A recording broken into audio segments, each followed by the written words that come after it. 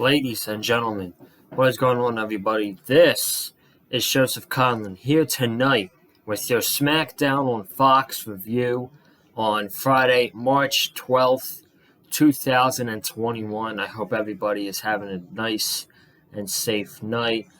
I think a lot of us say that most of us in the community enjoy SmackDown, then Monday Night Raw on a weekly basis.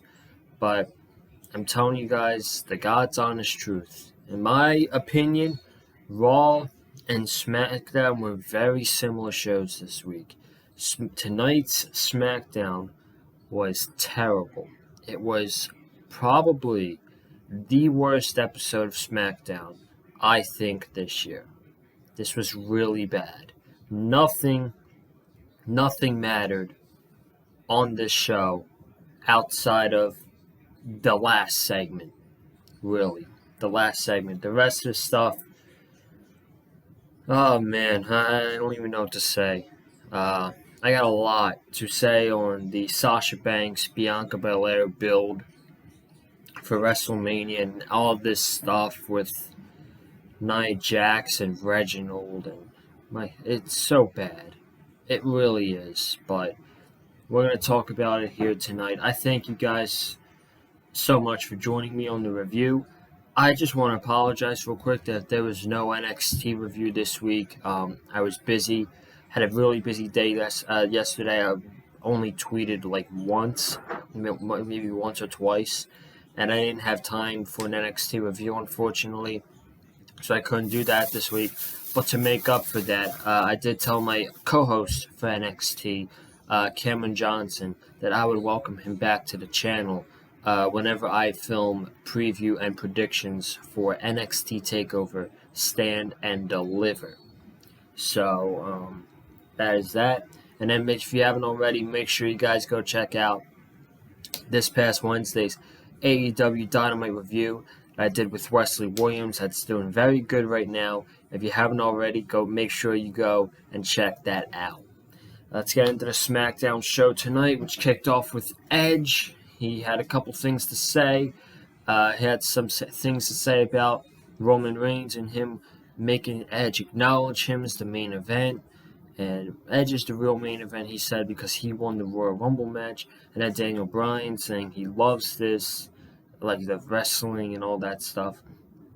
So then Daniel Bryan comes out, and he kind of confronts Edge and says, with all due respect, I do think I should be the one to main event WrestleMania, because if this is one of my last WrestleMania matches, then I want to be in the main event at the top spot at WrestleMania. And then Edge said, I don't remember what he said, but they had a pretty good exchange. Did Edge and Daniel Bryan. They had good chemistry in the ring together in their promos, and it was, from what I remember, it was actually a pretty good segment to open up the show. But in the back of my mind, I was thinking, this is a complete waste of time because we know what's going to happen. Bryan is not beating Roman Reigns at WrestleMania, at Fastlane. There's no way that's happening. They have this stipulation of Edge or Jey Uso being the ring enforcer at Fastlane, which could be interesting. It could be interesting, but I'll talk about that at the end. But this was a pretty good segment, and it was a good way to start SmackDown. But then the show just went downhill from there, man. It took a big nosedive. And that started with the Street Profits teaming up with Rey and Dominic Mysterio against the Alpha Academy, Chad Gable and Otis, and the Dirty Dogs, Robert Roode and Dolph Ziggler. This was a 11-minute match. A lot of high spots in this match, fast-paced. The match was fine, nothing too special. We have Montez Ford hitting a frog splash in midair to Robert Roode for the 1-2-3. And with that, Michael Cole's on commentary saying, oh, Montez Ford pinned one half of the SmackDown Tag Team Champions. Does that mean that the Street Profits are in line for a rematch? So, more than likely, we're getting a rematch between Rude and Ziggler and the Street Profits at Fastlane. It's whatever, I guess. So, that was that. We then, oh my god, this was bad. This was painful to watch. We saw Nia Jax, Shayna Baszler, who didn't even want to be there, and Reginald. They were all shopping together. I guess this was filmed in a private location because none of them were wearing their masks. So this must have been filmed privately. And Nia Jax was like to Reginald, "This is all yours. Try it out." So then you had Nia Jax sitting in the waiting room, waiting to see what Reginald was going to come out wearing next. And she would compliment his outfit and his shoes that he wore, his spiked up shoes. And my God, this was really cringe, to say the least. This was not good television. This was painful to watch. And I said this on Twitter during the women's tag team match tonight. I said this on Twitter. We don't have time. The WWE doesn't have time for guys like Andrade, which, by the way, I might as well talk about it right now since it's on my mind. Apparently, it was reported today that Andrade had asked for his release this past Monday at the Raw tapings, and it was reported by Wrestling Inc. that Andrade was absolutely miserable. He was miserable backstage at the tapings this past Monday, and he asked for his release. And then later on during the show, it was reported by Dave Meltzer that Andrade's his request got denied. It got denied by upper management. Now, am I surprised by Andrade's request for being released getting denied? Absolutely not. I don't expect upper management, Vince McMahon and Bruce Pritchard, to just let go Andrade, but it's just very sad that they're keeping a talented individual like Andrade, and he's not doing anything. He's not even on television. They have nothing for him, and that's quite sad. And it's just pathetic. It's really it's disappointing as a wrestling fan almost to see a guy that we all know is so talented, and there's many more. There's many more talented individuals that is in the same situation. It's just so disappointing to see them backstage doing nothing. Guys like, Andrade, Keith Lee, Aleister Black, Angel Garza, Ricochet, Peyton Royce cut an incredible promo on Raw Talk this week. It's just disappointing to see guys and women like that sidelined, not doing anything. Meanwhile, we have time for what we got tonight. We have time for shopping segments between Nia Jax and Reginald. Ridiculous, man. Absolutely ridiculous. Moving on. Cesaro and Murphy. We saw this last week. We got it again. This time in a DQ. When Cesaro was going for the Cesaro swing, Rollins interfered, and he beat down Cesaro, gave him a curb stomp, was yelling at him to get up. He wanted Cesaro to get up. He did not. Cesaro delivered another Rollins, delivered another curb stomp to Cesaro.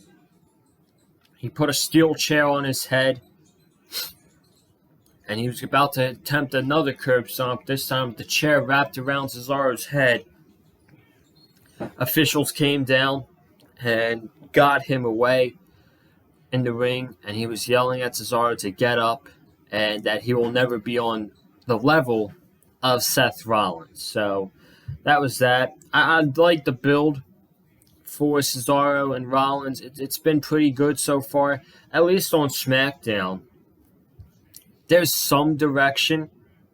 That's just like we could predict like what matches are going to happen at WrestleMania on the SmackDown side. Like I think if Big E and Apollo Crews is not happening at Fastlane, I think that's happening at WrestleMania. I think Seth Rollins and Cesaro is more than likely going to happen at WrestleMania. So at least we have speculation of what could happen at WrestleMania on the SmackDown side. Monday Night Raw side of WrestleMania. I mean, Jesus Christ.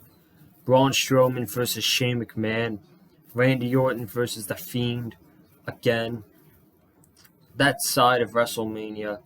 I don't know. We have a couple weeks. This could all change. But right now, I'm so much more in favor of SmackDown's feuds on the road to WrestleMania than I am Raw's. So that's that. I like where we're going here with Cesaro and Seth Rollins.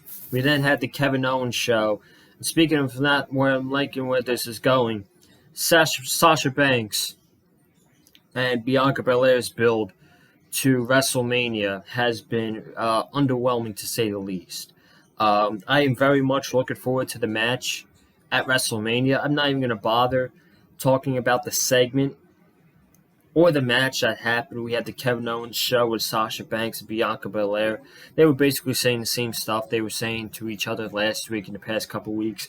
But then we had a tag team match with Tamina and Natalya against Sasha Banks and Bianca Belair.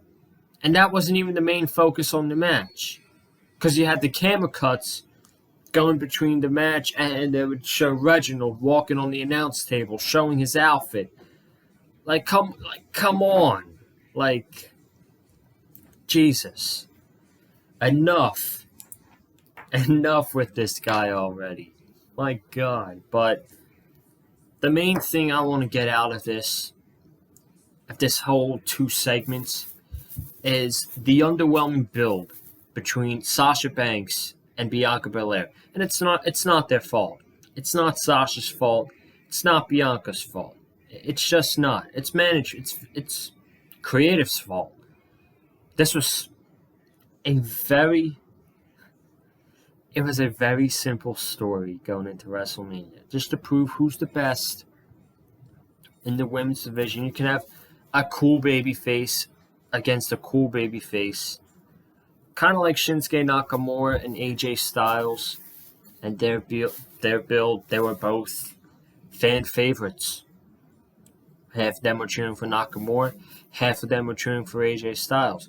But for this storyline, you have these women going for the tag team titles. You have them seeing if they can coexist.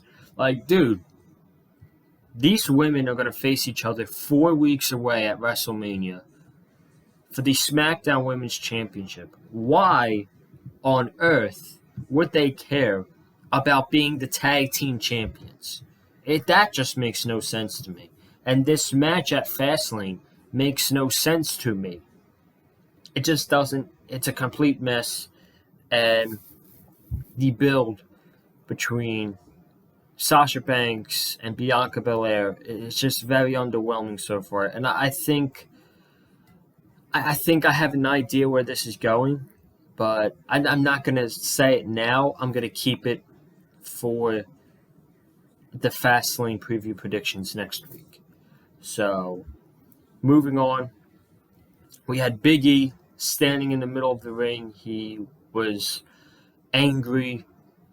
He said, "You want to attack me and I got to brutalize you." Said stuff to Apollo Crews. He's like, "I'm ready. I want you now."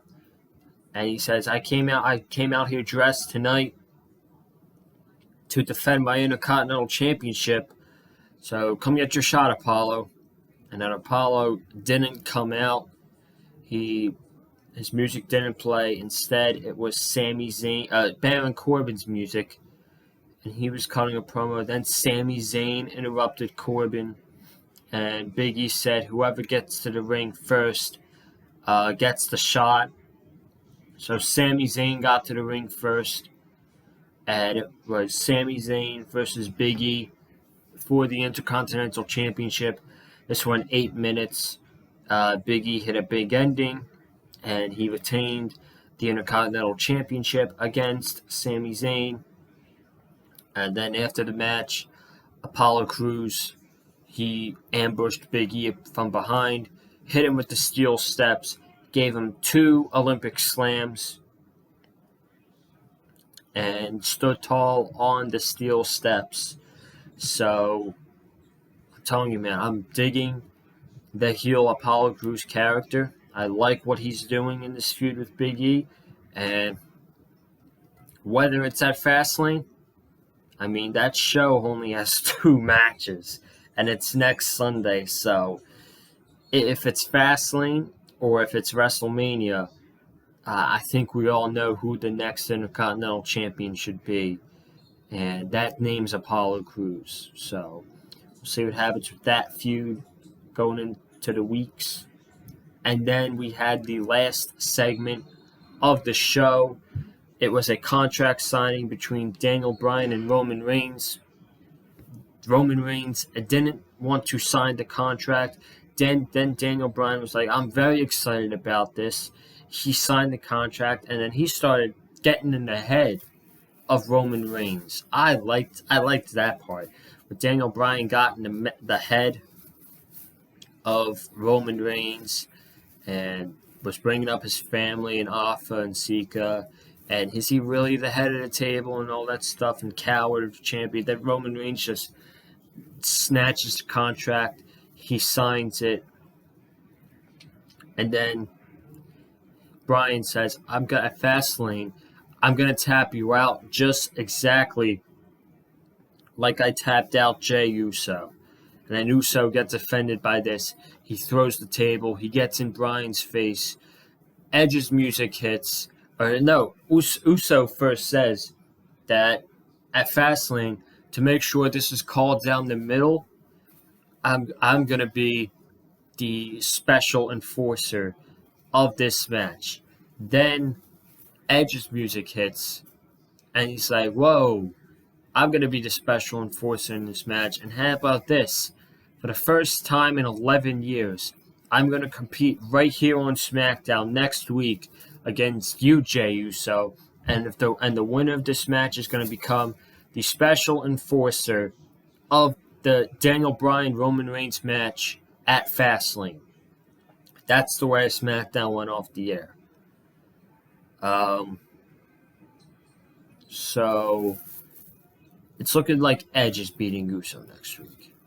There's no way that Edge, who's going into a Universal Championship match in the main event of probably the second night of WrestleMania, which is the main event, he's not losing to Jey Uso. So he's going to be the special enforcer of this match.